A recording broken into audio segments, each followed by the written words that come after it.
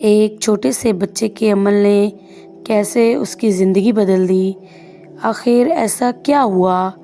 آئیے جانتے ہیں اس چھوٹی سی کہانی میں۔ ایک دن علی اسکول سے واپس آ رہا تھا۔ راستے میں اس نے دیکھا کہ ایک بوڑھی دادی بھاری تھیلا اٹھائے بہت مشکل سے چل رہی ہیں۔ علی نے فوراً سلام کیا اور کہا، دادی میں آپ کی مدد کر دوں؟ دادی نے مسکرا کر دعا دی اور کہا، بیٹا اللہ پاک تمہیں خوش رکھے۔ علی نے ان کا تھیلا گھر تک پہنچا دیا۔ رات کو جب علی سویا تو اس کا دل بہت خوش تھا۔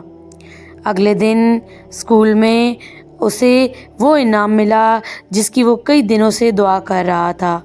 علی نے مسکرا کر کہا، یہ تو پیارے بچوں، چھوٹے چھوٹے نیک کام اللہ پاک کو بہت پسند ہیں اور ان کی رحمت کبھی ضائع نہیں جاتی۔ آپ سب راستے میں اگر کسی کو دیکھیں تو اس کی ضرور مدد کریں۔ آپ سب